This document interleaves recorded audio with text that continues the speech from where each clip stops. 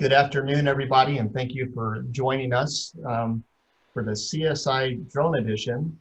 We'll be focusing for the next 50 minutes or so on UAS applications with public safety. And here, well, I'll introduce myself first, I suppose. Kurt Carraway. I am the Executive Director of the Applied Aviation Research Center and Department Head of the UAS program at Kansas State Polytechnic. And also joining me today, we have Matt Varney from the Oklahoma Bureau of Narcotics. He is the UAS program manager and an agent in charge. Additionally, we have Fritz Reber with us from Skydio and Matt Sloan from Skyfire Consulting. So thank you guys for joining us this afternoon for this visit. For those of you that are joining us and are on the Tech Forum's website, you'll see that we have a couple of polling questions. If you could, at your convenience, jump in there and answer the questions.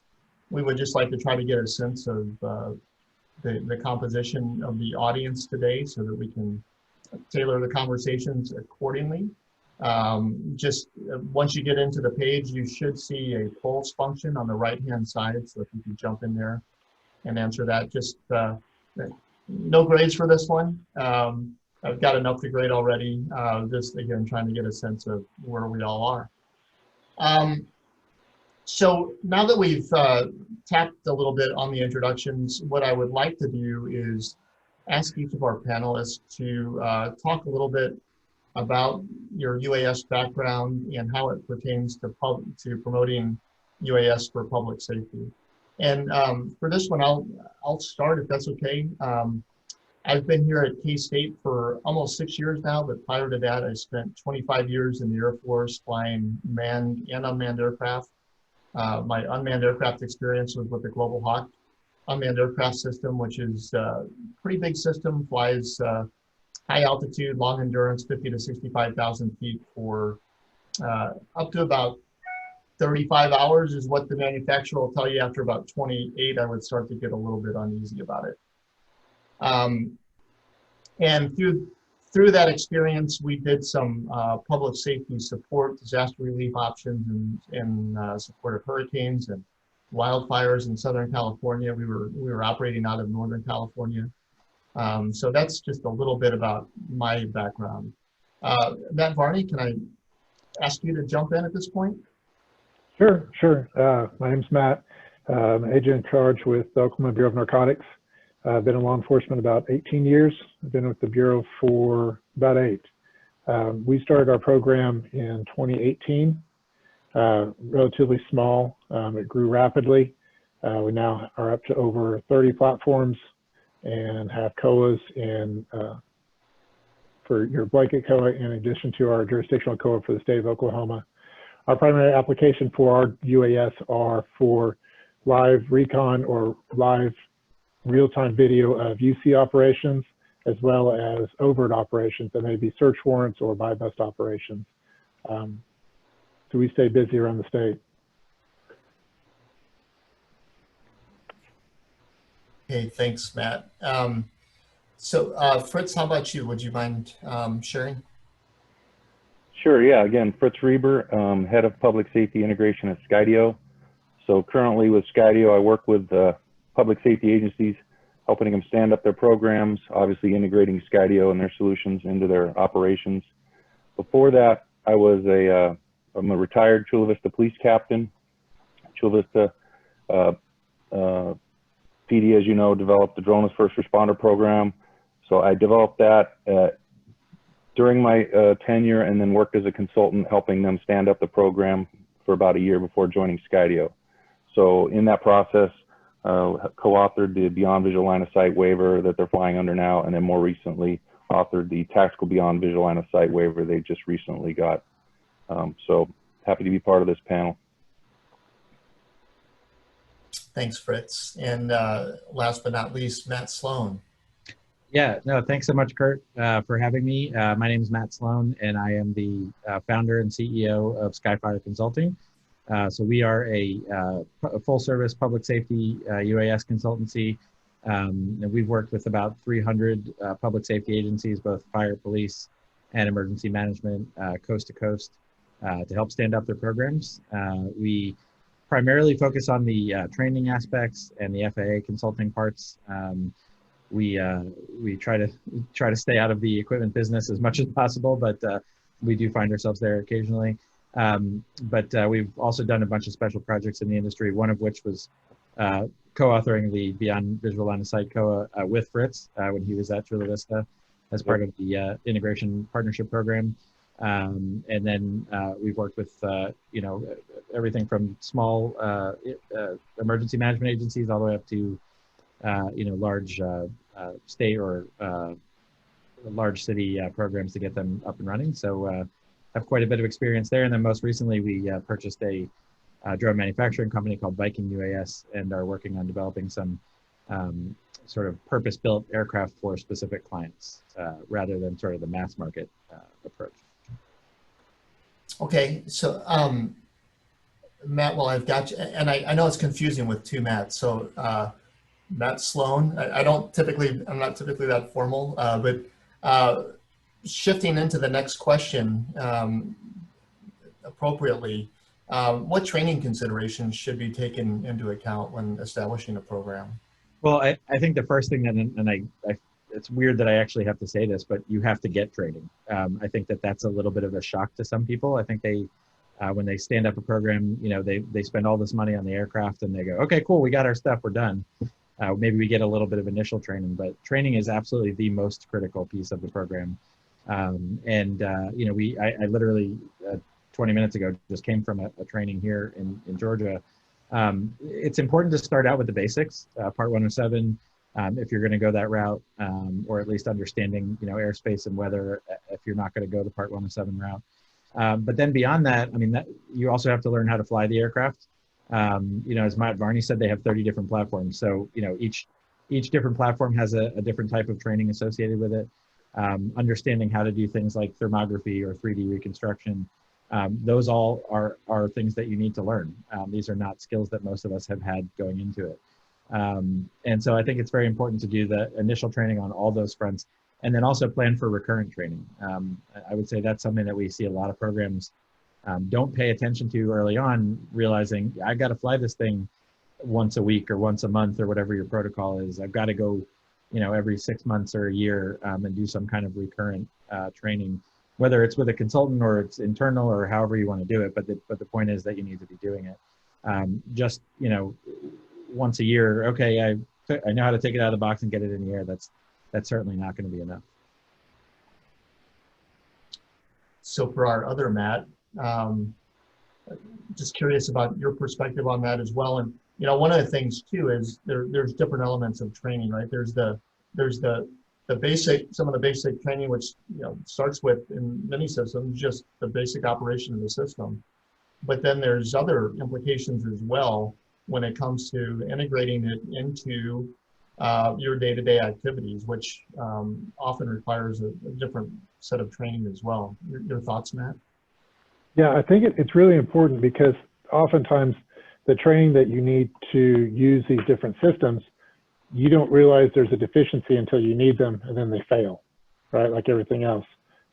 So with our system, we have numerous deployment vehicles around the state that have smart TVs and we have streaming applications. And so it requires a constant of not just flying the aircraft and manipulating, being used to utilizing the sensors and maneuvering the aircraft around, but also requires a certain sense of continuing training, establishing, hooking up to those smart devices and streaming to different devices, making sure you know the protocols to run through everything and make sure the whole system works. So we try to implement that at least once a month. Our pilots go through the whole process of a live operation, setting up and streaming to the different devices and make sure the different things have the software updates that they require and make sure everything's functional. Just to pull on that a little bit more, what about the implications associated with the approach in terms of how that data is collected and how it's stored and used? I've heard you talk a little bit about some of those considerations in the past as well, and I think it's probably good for this group to understand some of those. I think it'd be beneficial. Sure, sure. When we first started dealing with our program, one of the main factors that the director at the time wanted to caution to is, what are you going to do with that data? Because at some point, that data is going to be subpoenaed, or an information request is going to happen, and you start having a robust program, it gets to a point where it's more the maintenance of that whole program is exhausting. And so if you have a system that works for you, and so when we first started, I spoke to numerous different agencies, and so it ranged from they'd burn videos to DVDs and they file the DVDs away in evidence, or they had this massive external storage device and they'd upload their videos to it and it'd manage it. Well, that's all well and good, but whenever it comes time to purging, or several years into this program, you have this massive amount of data that you've got to worry about maintaining and purging, and then you have to worry about hardware failure and if you lose that stuff. And so we utilize evidence.com, and so we can apply our own custom retention policies that mirror our retention protocols for the state of Oklahoma, and break it down from training to minor offenses, which would maybe like an agency assist, to a major, which would be anytime an enforcement action is taken or a crime is recorded, or a use of force or lethality of force, where obviously those situations are going to be kept indefinitely. Okay, thanks. Fritz, I'd like to get your perspective as well. One of the things that I'd like to also just throw in during this point of the session is for those of you who are also in attendance, please, we want this to be a dialogue, so feel free to use the chat feature to ask your questions. And we have some questions prepared, but certainly happy to just make sure that we're addressing your questions and concerns. So please start throwing those in through the chat. And then Fritz, I apologize if I could just get your perspective on training. No, both those guys, both Matts touched on it, but I think having some objective measurement of skill set that you can revisit and notice improvements or deficiencies is a good idea. I think the industry is pointing towards a NIST type solution, but I think each agency should have some sort of testing, some objective measurement of skill level. But as Matt pointed out, the joystick flight part of the whole system is pretty much the easiest part. It's all the integration and operations and the support systems and the streaming options and working it into a command post and into a SWAT mission and how all those functions work, because your pain points are going to be the ones you least expect. So I would say train like you're going to do in real life and start from scratch and set up programs or set up the operation as if you're going to service a larger mission, so that you understand where your deficiencies are, and then train on for what goes wrong. Do emergency landings, those kind of things. Just don't spend all your time getting good at flying with joysticks indoors and stuff. It's everything other than the drone flight that seems to give people the problem, just to echo what was already said. Well, Fritz, speaking of that, one of the next things that we have up for discussion topic is just characteristics that should be factored into the equipment selection process. I think your perspective is going to be really valuable for our group on that one. Can I ask you to talk a little bit about it? Say that, you broke a little bit. Say that one thing. Oh, sorry.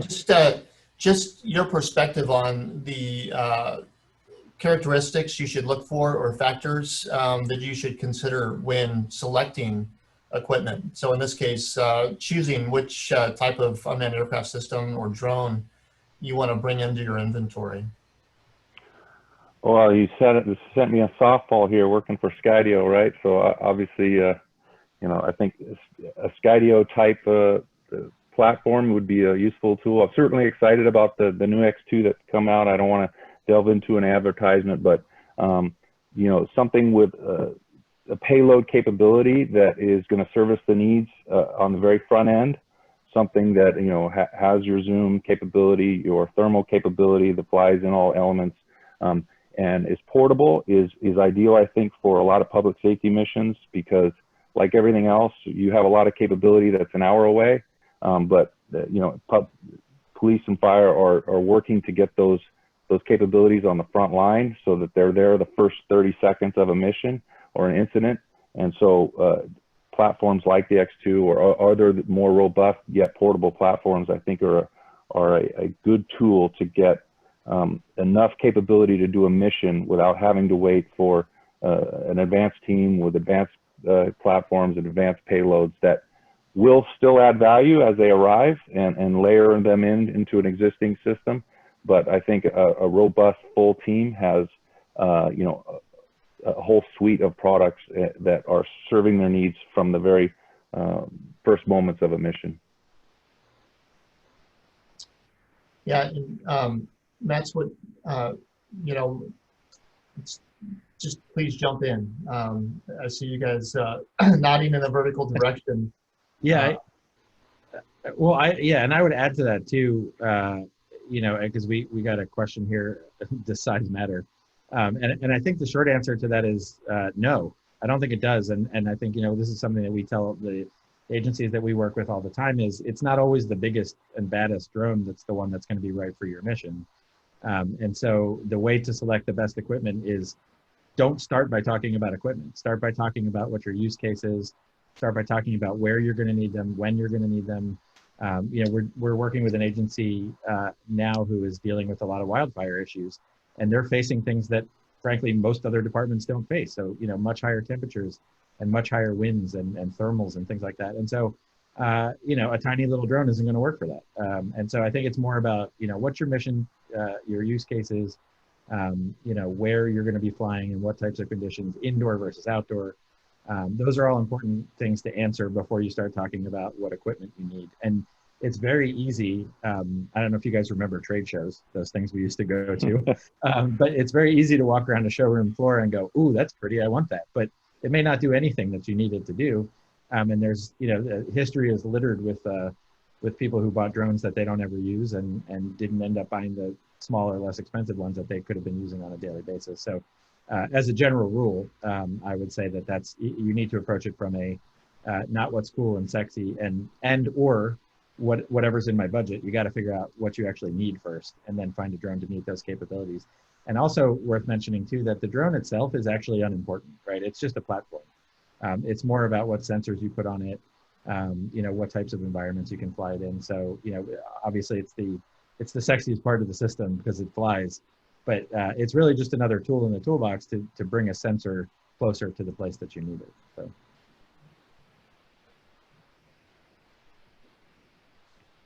Yeah, I agree with all that. That makes sense. And you're going to need more than one platform as your needs, as your skill set expands and your needs expand. You're going to see the value of having a drone, whether it's around the next corner in an indoor search or over a police call before responders get there, or you know, down low below the tree line looking for a, you know, missing Alzheimer's patient. Each one of those might require a different type of drone, different capabilities, a different payload. So you're gonna need more than you thought, but your first thoughts are, where do you want to start?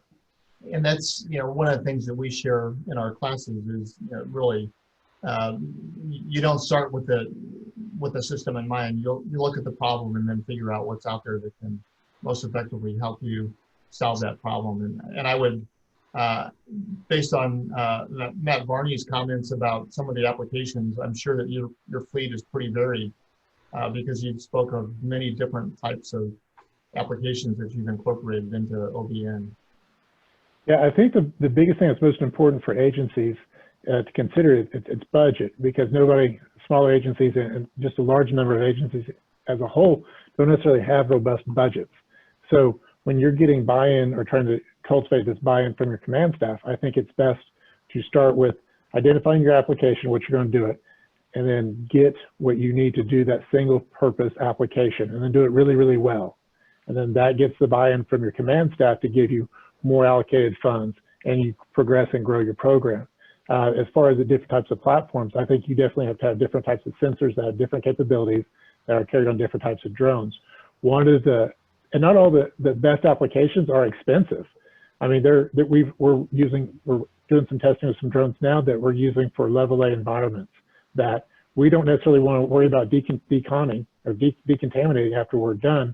We're just using them as throwaways after we're done, because we don't want to deal with cleaning fentanyl off of it or any particulates from a pill conversion lab. We just want to be able to dispose it, because the suits we're cutting out of when we come out of those environments cost more than some of these platforms that we're using to begin with. So if we can save lives by sending a smaller disposable drone in to verify there's not anybody hiding in an enclosure where a fentanyl lab is, then that saves us money, and we'll throw away $400 if we have to, if that means we have to save somebody's life. Absolutely. Something I wanted to jump on that Matt just brought up too was the idea of budget. And this is something we've actually been talking about internally, because one of the things we, as a company, we've wrestled with, you know, how do we help people get to the end point faster, and whether it's helping them find grants and things like that. We've actually found that not to be very successful. And the reason is because of what one of the things Matt just said, which is it's not actually the number that matters. It's the ability to take what you already have and prove its usefulness. So if you can get a drone and it's $400, and then you can use it on a call where it saves somebody's life, the number is not going to matter anymore, right? The command staff's going to come back and go, wow, that saved a person's life. I mean, forget about the fact that that would have been very expensive for the department, but that also would have been obviously horrible for us. At that point, it becomes a tool, right? And people are still looking at this very much as a novelty. And so we tell people all the time too, you know, don't start with the most expensive thing. And, you know, just prove its usefulness first. But to do that, you really need to know your use case going in, because as Matt said, go in, pick the thing you're going to do it really, really, really well, and then budget's not going to be a stumbling block for you. Yeah, that's one of, you know, in speaking with various agencies, it seems like just getting the authorization for that initial purchase is, in many instances, the biggest challenge, because in some cases, the leadership of the organization may not necessarily have bought into the technology yet. So one of the themes that we see is once the systems are procured, the training's done, and they're put into use, it doesn't take long for leadership to become convinced of the implications for it. We do have some other questions that I want to jump into, and Matt, thanks for picking up the first one about size. You know, form factor in some cases can be a consideration, but yeah, I think as we talked about, it really has more to do with the applications and the data that you're trying to pursue. The next question we have is, during the current pandemic, are you seeing more of an acceptance for using drones from the general public as opposed to the pre-pandemic for law enforcement or first responder efforts? Go ahead. For us, we're not necessarily up front whenever there's a missing child that walked away or a silver alert. People don't think about to call the Oklahoma Bureau of Narcotics. Obviously, we have relationships with local agencies where they know they can come out and call us, will come out and assist, but we're oftentimes not the first person that they call. So for us, we really hadn't been a change in what we do, if that makes sense. We've been employed more with some prison escapees and stuff of that nature, and some other public safety assistants that are outside our traditional roles. But as far as the monitoring, say like civil unrest, aid being dispersed, we really haven't been utilized or been asked to be tasked with that service. Well, one of the things that we've seen pretty interestingly from a couple of clients is that they came to us and said, we need to fly beyond line of sight now during COVID, because we need to be flying test kits across the city. And we're like, but why?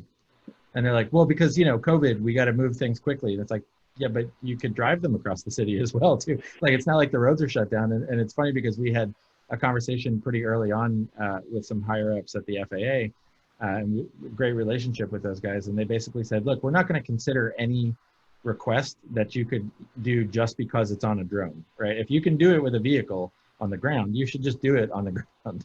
There are some things, you know, we have we did some work with the Department of Health down in the Virgin Islands, where they have the hospital is on one island and the public health lab is on a different island. And because of COVID, they actually shut down a lot of the seaplanes back and forth. So we were going down this path of beyond line of sight to be able to fly between islands. That's a use case that they were like, look, there's no other way to do this, right? You can't just put it in a car and drive it. So we would absolutely entertain that. But if you're just trying to fly N95 masks across the city, forget it, guys.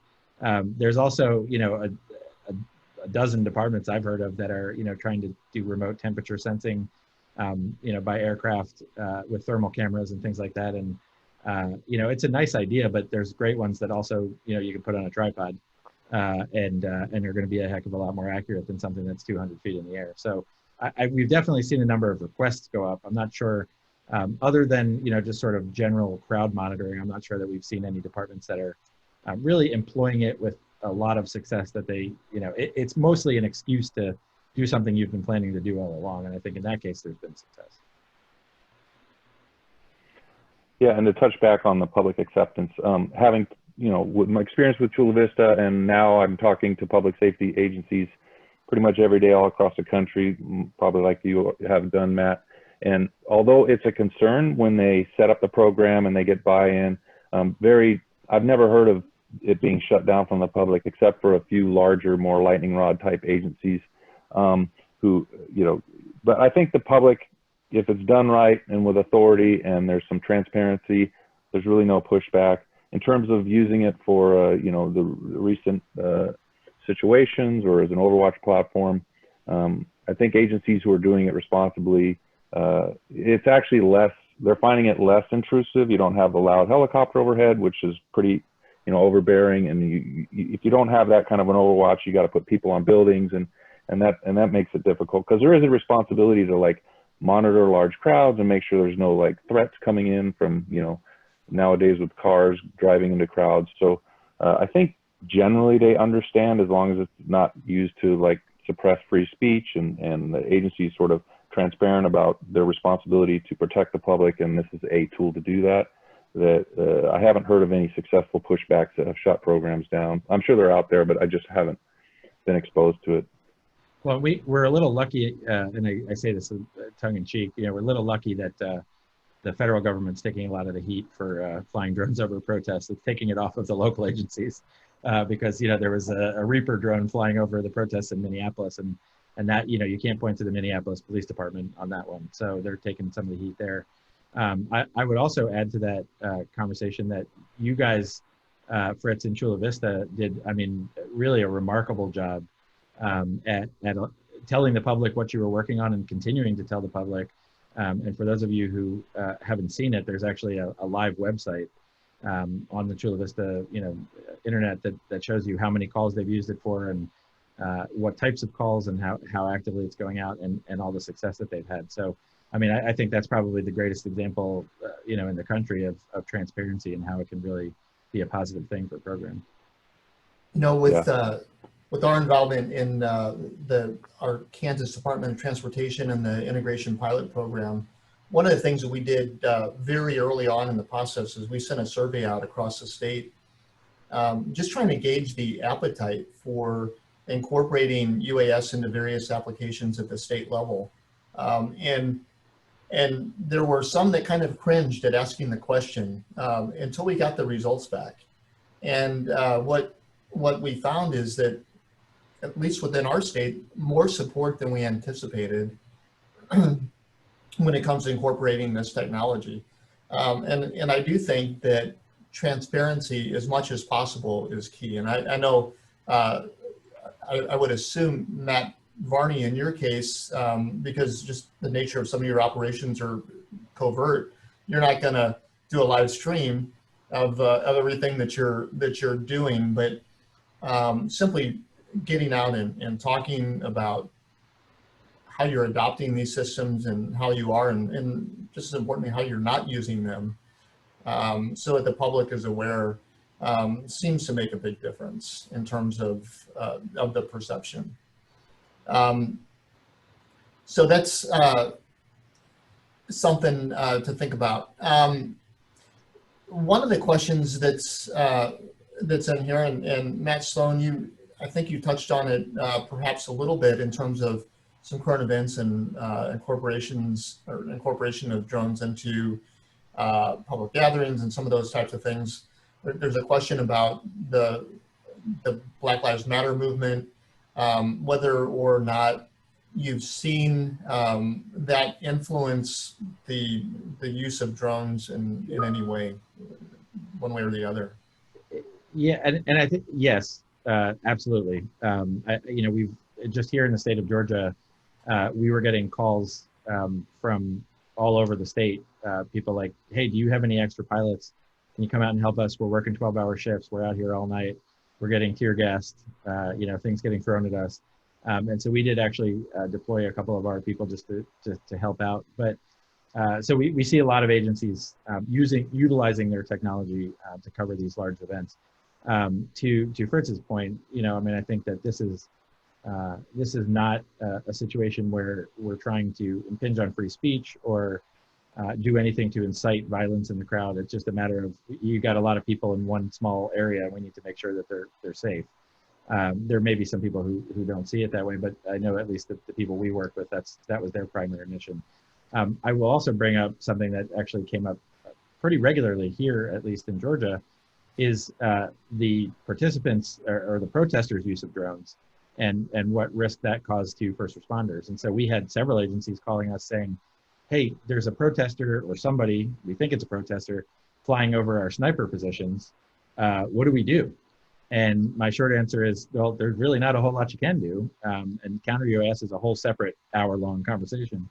But there's also, folks flying aircraft on the other side of things and potentially putting first responders in danger. And so I think that's a real risk. I don't have the answer. I just wanted to raise that as something that we've seen become of concern. And unfortunately, the flip side of the coin of all these drones being so great is that they have a lot of capability for the other side as well too. And I should step back and say, this is not an us versus them sort of thing, but if you are intending to cause harm, unfortunately, you can use these platforms in nefarious ways as well too.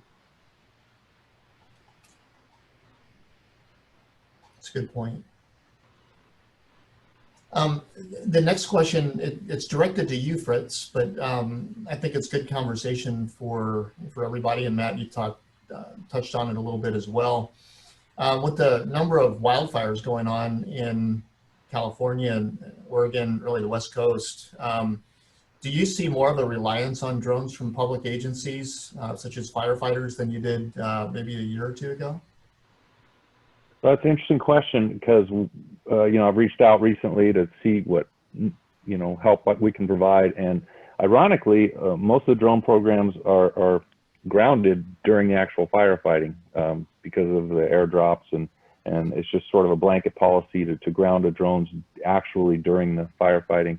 But I do think there will be an increase in drones, and we've seen an increase in drones in pre-planning. So understanding where some of the mapping out some of the areas that might have posed the biggest fuel potential, as well as the after action in terms of damage assessment and doing mapping. And of course, a lot of work was done in recent fires with 3D mapping of areas that were obviously demolished and allowing people to see whether or not their house was still standing. So I think in those respects, drones are showing their value. But it's just ironic it's not actually during the firefighting, it's before and after, in my experience. Yeah, I think, I did get a chance to spend a little bit of time with folks from in situ with their experience with the Scan Eagle. I think it's probably been about 3 years ago now when Colorado was experiencing some rather significant wildfires, and they had quite a significant set of airspace that was dedicated purely towards that. And they talked a little bit about their experience in using UAS to provide overwatch. And eventually they were able to plug into the system with the Air Boss and that disaster response scenario and establish sufficient credibility in terms of the way that they operate and their ability to interoperate with the manned traffic, so that ultimately they were able to get authorization to fly and provide overwatch at night, so they could take a look at how the fire lines were doing and build some situational awareness. And I know this goes back 10 or 12 years ago now, but during my Global Hawk time, we were called in to provide some support to Southern California doing that exact same thing. We flew overnight just to keep an eye on those fire lines, and just being able to provide that information in terms of how to manage the tactical response when daybreak hit seemed to make a big difference. So, but that's really getting into some of the larger systems and implications that I think we will see as time moves on and regulations become more permissive for those types of operations. So, no, that's good to hear. I think the more, like you said, the more advanced teams that develop trust and have an operational protocol that the manned aviation guys know and understand, it won't be a binary, decision to ground them. It'll be, let's use them, let's integrate them into our operations. You're seeing more and more of that with certainly the more advanced teams. Right. Yeah, and I'll add to that one of the more successful ways to do that is to actually work unmanned systems into your incident command system structure. It's something we've done. We have a couple of critical infrastructure clients we've worked with. In fact, we recently, during the hurricane last week, went out to help one of our pipeline clients just keep track of everything, make sure everything was stable. And we actually served in the role as AirOps branch director in the command center so that we could deconflict manned and unmanned traffic. This is one of my sort of soapbox issues over the last 6 years is, yes, we understand there's a problem with rogue drones flying over wildfires, but if they're your aircraft, you have the ability to deconflict that. And so it's taken time, but it is starting to get to a point where folks like CAL FIRE out in California, the aerial firefighting folks in Colorado, Department of Interior, and those folks are looking at, how do we do this safely? How do we deconflict manned and unmanned? A lot of the answer to that is something that you touched on, Kurt, was that you fly at night. That's when the drops are not happening. But you can really provide value there where the helicopters and airplanes can't. So, but back to the original point was, yeah, integrating it into your ICS structure is critical, and putting it under the AirOps branch rather than putting it deep in planning or something like that, you're more likely to get that resource used and get it used safely. Well, you just opened up another opportunity for a 1 or 2 hour conversation. Perfect. Because, I mean, really, we're talking at UAS operations at various levels of the response, right? I mean, it could be what you're suggesting is probably more in an operational than tactical level. But I agree with you. I think that's something that we can do as educational and training entities to help incorporate these systems into the ICS structure, so that when disasters do break out, the UAS operators have the trust of the departments, and in some cases, I've used the analogy of a voluntary service, where it may be that in rural areas like ours, some of the departments just may not have the means to have their own programs. But if you've got mature operators out in the field, we've seen this time and again where guys show up with their drones and they're like, hey, I really know what I'm doing. Where do you want me to go? And the answer is home, please. And the reason for that is because they haven't trained side by side to do this the way that it needs to be done. But by incorporating it into the ICS, there's opportunities, I think. Incorporating it into the incident command structure, there's opportunities to train in a way that you would have confidence in. The incident commander would actually be calling out these people to come provide support, which is the way that it should happen. Okay. If I could, I was just going to make one last comment. I was going to close the loop and go back to the funding issue that you guys touched on. The sooner you can get your drone integrated into ICS system and adding value to people who don't normally get benefit from the money they sign off on, because I've signed off on a lot of toys I never saw or got benefit from, but as an incident commander, when you have that situational awareness, now that drone that they used to think was a toy is now a critical need for you, and all of a sudden the purse strings open up and there's money where you didn't think there was to make that happen. We have another question. We've touched on this a little bit, but this will pull the string a little bit tighter. How do you or your respective organizations go about trying to mitigate any misunderstandings or confusion with your use of drones in your daily operations? Do you get any pushback from groups or the general public? And what about the media? That feels like perfect for Matt Varney. Honestly, obviously when you have a program, you want to try to showcase all the public safety aspects that you've done that are tremendous. You know, all the people that you found that were walkaways, or the children that you found, or any potential escapees, anything that makes the public see that you're using the drones for good and not for looking into windows or watching people sunbathe, and all the negative things that people think that are happening from people looking up at above and looking down and invading their property. Something else that you can do to help mitigate that is by having something that records flight telemetry with your program. So for us, we use air data in a sense that so every flight that's manned or that's conducted, it's recording the telemetry down to the millisecond. And so if there's ever an issue of any misconduct on a pilot or a question of whether or not we had authority to be where we were, we could produce that data to support what was going on, which way the sensor was looking, what was going on with that aircraft at the time in question. Yeah, and to just throw props to Fritz's way, you know, I think that one of the organizations that does a really good job with that is the Chula Vista Police Department. Just if you ever get an opportunity to sit in on one of their presentations and hear about some of the benefits that they've gotten with the drone or UAS incorporation into their practices, it won't take long to sell you if you're not sure which side of the fence you're on. One of the next topics that I wanted to touch base on before we run out of time, and I think that we pretty much caught up on questions from people in the group here.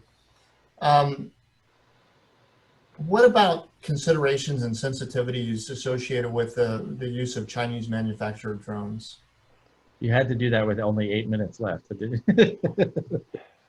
Yeah, we've touched on about 5 hours of material so far, but I mean, this is one that there's been a lot of discussion about, and so we'd be myopic to skip it altogether. Well, oh, you go ahead. No, you have a bigger dog in this fight. oh yeah. Well, I will tell you, I mean, you know, most of us cops at the line level don't know exactly where our data is going beyond where we're manipulating it. So I think talking with public safety now, it's certainly a concern. They feel like they don't know what they don't know, and they want a platform or platforms that take that issue off the table. So that's a lot of my inbound today, is talking with public safety agencies who are looking for solutions that take that threat of you know, manipulation or hacking or whatever concerns that agencies would have from using Chinese-made drones. And you know, so I'll just say it's out there. I mean, it is driving conversation. It came up in this topic, and people are looking for solutions to that. How's that for avoiding the weeds?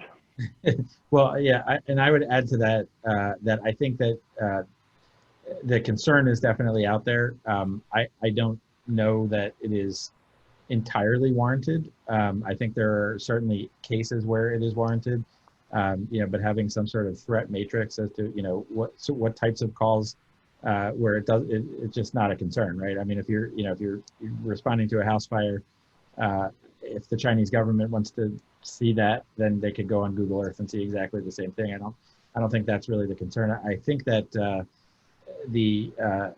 it may be I think there's a lot of politics baked into this issue that are driving a lot of this. But regardless of why we have the issue, we have it. And I think that, as Fritz said, that there's a lot of great solutions coming out. I think there's a lot of concern amongst people who have already built their programs to a very robust level using entirely Chinese aircraft. I think we've all seen what happened with the Department of the Interior, who had to ground 800 aircraft because they were Chinese. And we're starting to see reports as of last week that they feel like that's hampered their firefighting efforts. Again, like not for me to say whether that was worth it or not, or political or an actual concern, but it is definitely out there, and certainly the federal government spending on Chinese drones has all but stopped, and federal government dollars through grant programs, it's becoming difficult. So whether it's warranted or not is a whole different discussion, but it's certainly a concern. Yeah, I think the fear of having your entire fleet grounded at the stroke of a pen is real, especially the money that they're investing. So I think people are concerned moving forward to address that concern for sure. And if you don't mind, can I think that the threat is warranted if your agencies are flying around items of critical infrastructure, bridges, DOE stuff, grain elevators, stuff of nature. I think that our nation is independent or dependent on, excuse me. But I think there are other devices that we all just kind of take for granted that we all carry around, whether it be, Apple iPhones, Garmin's, Fitbits. I think those pieces of tech provide way more information that'd be more interesting to a Chinese company for potential like running routes around a military base, or different heart rates of the soldiers that they've identified training in this area. I think that for us, for the Oklahoma Bureau of Narcotics, I mean, if China wants to see where some narcotics are being shipped or purchased, or search warrants being executed, then I mean they're more than welcome to watch. It doesn't really affect how any of the information that we do or how we would change business. But I think definitely a solution, if there was one that was available at a comparable price point with the same capabilities, I think it would definitely do very, very well in the U.S. Yeah, I agree, and it just seems like there needs to be room for a conversation about a risk management approach to this problem set.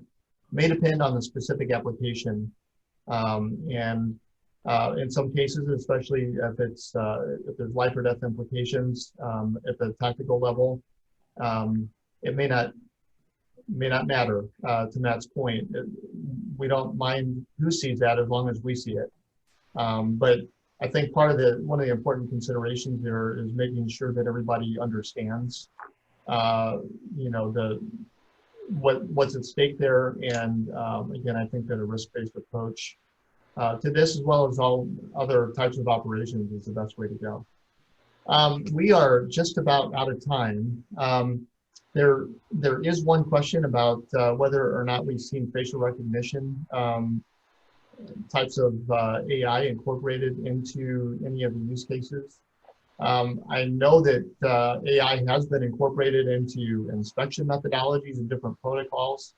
I'm not aware of that specific application being used in public safety. Quick question, is anybody else aware of that? It exists. I couldn't speak to whether or not people are using it, but it's definitely out there. We know that it's being used in other types of camera systems that are out there. It's used in airports, it's used so the technology is there. I'm just not necessarily aware of it being implemented. Well, no, I mean, even more specifically than that, it exists for drones. I'm just not sure. I just don't know if anybody's leveraging it or not. That's a different question. I think I've been approached several. Go ahead. No, I'm sorry. I think it's more of a cost prohibitive aspect whenever it comes to the AI that pertains to that, where people are just more functioned or worried about having a program that functions or having the platforms to conduct their operations, let alone the extra expenditure when there are other things that are probably more beneficial to them. I think generally that's more of a back-end type software manipulation thing anyway. It can be used with any type of video system. So as part of Chula Vista and Skydio, I was approached with facial recognition solution providers. Generally speaking, the culture of police, I've found that they're not highly eager to bring that on. They don't want any lightning rods. They want the public's trust.